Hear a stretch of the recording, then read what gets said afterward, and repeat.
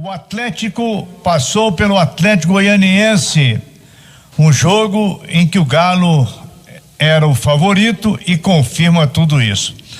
Mas agora é um jogo dos mais difíceis de toda a temporada. É o Grêmio em Porto Alegre. O Grêmio subindo na tabela do Campeonato Brasileiro. Ainda próximo de fazer uma decisão de Copa do Brasil. Vamos saber como é que está o Galo para Porto Alegre. Cláudio Rezende, boa noite. Boa noite, Emanuel. Aqui nos acompanha na turma do bate-bola. O Galo não perdeu tempo. Hoje já teve treinamento pela manhã.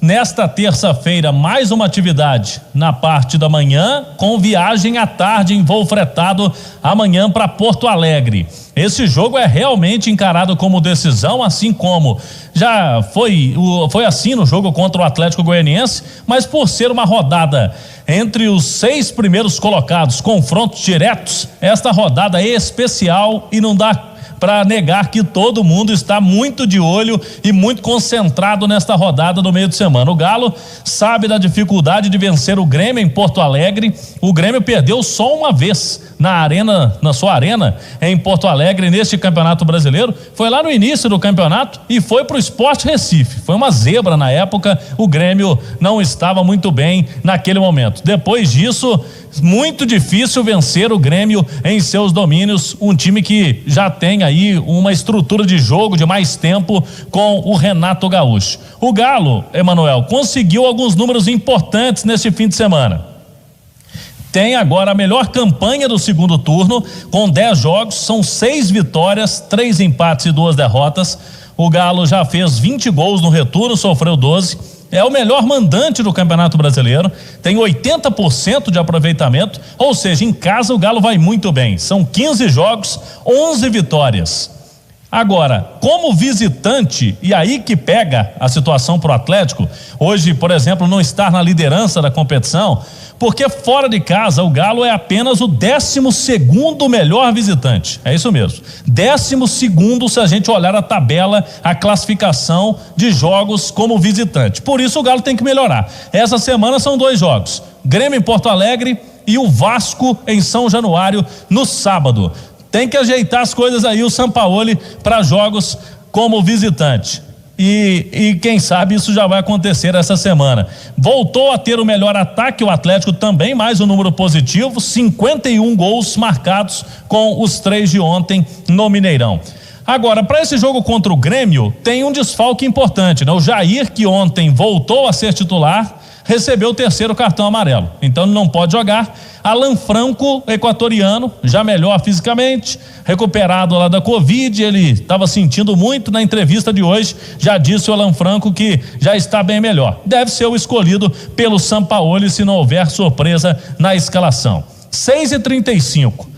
Temos uma notícia, manchete do programa: o Atlético quitou a dívida de 8 milhões de reais com a Udinese da Itália. Hoje era o último dia do prazo da FIFA, estava em última instância esse processo. Agora não tem nenhuma pendência com relação ao Michael Suel. Foi contratado pelo Atlético em 2014 e até hoje tinha dívida do clube em relação a ele com a Udinese. Ano passado, o torcedor vai se lembrar, durante aquele período de paralisação do futebol na pandemia, o Atlético havia quitado 13 milhões de reais. Uma parte da dívida, naquela época, corria o risco de perder pontos no campeonato. O Galo pagou no último dia. E hoje também 8 milhões. Não tem mais dívida em relação ao Michael Suel. Tem ainda com a Udinese um restante da dívida com o lateral esquerdo Douglas Santos. Foram 2 jogadores contratados desse mesmo time da Itália. Agora o Galo vai ter mais essa dívida a ser paga. Esse ano também está em última instância lá na FIFA. E para que eu possa fechar aqui, Emanuel, ex-funcionários do Atlético, ano passado, 2020, o clube demitiu mais de 200 pessoas. E alguns deles se manifestaram nos últimos dias por meio de redes sociais, pela falta de pagamentos nas rescisões de contrato deles. Como foram muitos demitidos ao mesmo tempo, ali no período de pandemia, muitos deles nem rescisões haviam recebido. A informação da Itatiaia é que hoje nós apuramos, a diretoria do Atlético homologou 70 rescisões. 70 rescisões ex-funcionários. E eles serão comunicados amanhã, esses que tiveram as rescisões homologadas hoje. Os que ainda faltam, são cerca de 30, 40, pela informação que a gente tem junto à diretoria. Esses aí, a diretoria dá um prazo até o fim do mês, que está buscando recursos para quitar também essas situações, rescisão de contrato, direito do trabalhador. O Atlético buscando recursos, a turma estava chateada, né? E com razão, e o Atlético tentando buscar aí essas alternativas financeiras para quitar com ex-funcionários também, Emanuel.